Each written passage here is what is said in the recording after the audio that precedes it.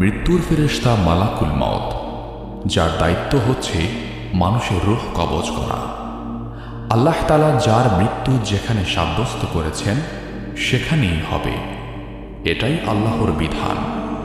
মৃত্যু নিয়ে বিস্ময়কর একটি ঘটনা সংঘটিত হয়েছিল হযরত সুলাইমান আলাইহিস সালামের যুগে। সেই ঘটনায় মৃত্যুর ফেরেশতা বিস্ময়ে হতবাক হয়ে যান। হযরত সুলাইমান আলাইহিস সালাম নিজের এক মন্ত্রীর সঙ্গে কথাবার্তা বলছিলেন। এমন সময় খুব সুন্দর চেহারা ও দামি পোশাক পরিহিত এক ব্যক্তি সুলাইমান আলাইহিস সালামের মজলিসে প্রবেশ করল এবং সে কিছুক্ষণ বসার পর চলে গেল। তার যাওয়ার পরে মন্ত্রী সুলাইমান আলাইহিস সালামকে জিজ্ঞেস করলেন, হে আল্লাহর নবী, এই মাত্র আপনার কাছে যে লোকটি এসেছিল ওই ব্যক্তি কে? হযরত সুলাইমান আলাইহিস সালাম বললেন, আমার কাছে আসা ব্যক্তি ছিলেন মৃত্যুর ফেরেশতা মালাকুল মউত। এ কথা শুনে মন্ত্রীর চেহারা ফ্যাকাশে হয়ে গেল এবং সে কাঁপতে শুরু করল আর বলল যে, হে নবী হযরত, অনুগ্রহ করে আমার জন্য বাতাসকে হুকুম দিন, বাতাস যেন আমাকে হিন্দুস্তানে অর্থাৎ সেখান থেকে অনেক দূরে পৌঁছে দেয়, কারণ আমার জন্য এটি অসম্ভব যে যেখানে মৃত্যুর ফেরেশতা বসে আছে সেখানে আমি বসে থাকি। এটা আমার পক্ষে একেবারে অসম্ভব। হযরত সুলাইমান আলাইহিস সালাম মন্ত্রীর আবেদন মঞ্জুর করলেন। মন্ত্রীকে দীর্ঘ দূরত্বে হিন্দুস্তান পৌঁছে দেওয়ার জন্য বাতাসকে নির্দেশ দিলেন। বাতাস পয়গাম্বরের নির্দেশ পালনে তাকে নির্ধারিত গন্তব্যে পৌঁছে দেন। মন্ত্রী সেখান থেকে হিন্দুস্তান চলে যাওয়ার পর মালাকুল মউত আবার উপস্থিত হল। তিনি হযরত সুলাইমান আলাইহিস সালামকে জিজ্ঞাসা করলেন, আপনার মন্ত্রী কোথায়? মালাকুল মউতকে জানানো হলো, আপনার ভয়ের কারণে বাতাসের সাহায্যে মন্ত্রীকে মৃত্যুর নির্ধারিত স্থানে হিন্দুস্তানে পৌঁছে দেওয়া হয়েছে। আসলে এটি ছিল মহান আল্লাহর কুদরত, কারণ যার মৃত্যু যেখানে লেখা আছে সেখানেই হবে।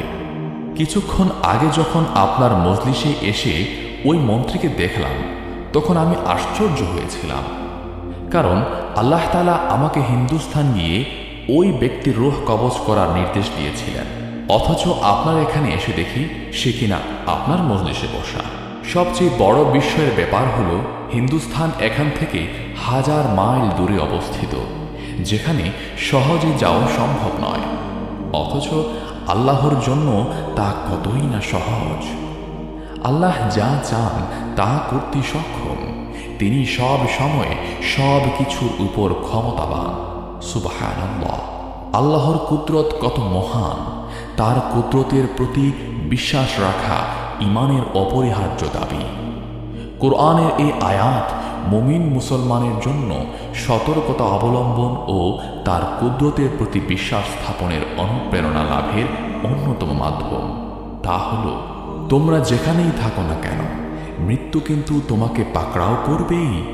যদি তোমরা সুদৃঢ় দুর্গের ভেতরেও অবস্থান করো তবুও। বস্তুত তাদের কোনো কল্যাণ সাধিত হলে তারা বলে যে এটা সাধিত হয়েছে আল্লাহর পক্ষ থেকে, আর যদি তাদের কোনো অকল্যাণ হয় তবে বলে এটা হয়েছে তোমার পক্ষ থেকে। এই সবই আল্লাহর পক্ষ থেকে। পক্ষান্তরে তাদের পরিণতি কি হবে যারা কখনো কোনো কথা বুঝতে চেষ্টা করে না। সূরা নিসা আয়াত ৭৮। আল্লাহ মহান, তিনি সব কিছু থেকে পবিত্র, সর্বময় ক্ষমতার অধিকারী। তিনি চাইলে সব সম্ভব। মালাকুল মউত সুলাইমান আলাইহিস সালামকে বললেন, যে ব্যক্তি মালাকুল মউতের ভয়ে বাতাসের উপর নির্ভর করে এখান থেকে 1000 মাইল দূরে সুদৃঢ় হিন্দুস্তান চলে গেল, আমি সেখানে তার রূহ কবজ করতে গিয়ে তাকে সেখানে পেয়ে যাই, আর সেখান থেকে তার রূহ কবজ করে আবার আপনার কাছে ফিরে আসলাম। যখন যার মৃত্যু আসবে সে যে অবস্থায় থাকুক না কেন তাকে তখন এক কদম সামনে যেতে দেয়া হবে না, আবার পেছনেও যেতে দেয়া হবে না। আল্লাহ তাআলা বলেন, প্রত্যেক সম্প্রদায়ের একটি মৃত্যুর মেয়াদ আছে। যখন তাদের মেয়াদ এসে যাবে, অর্থাৎ মৃত্যু এসে যাবে, তখন তারা না এক মুহূর্ত পিছিয়ে যেতে পারবে, না এক মুহূর্ত এগিয়ে আসতে পারবে। সূরা আরাফ আয়াত 34।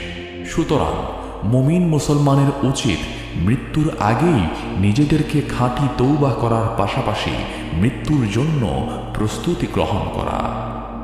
আল্লাহ তাআলা মুসলিম উম্মাহকে সঠিক পথে চলার মাধ্যমে মৃত্যুর প্রস্তুতি গ্রহণ করার তৌফিক দান করুন। আল্লাহর ক্ষমতা ও কর্তৃত্বের উপর যথাযথ আস্থা এবং বিশ্বাস রাখার তৌফিক দান করুন।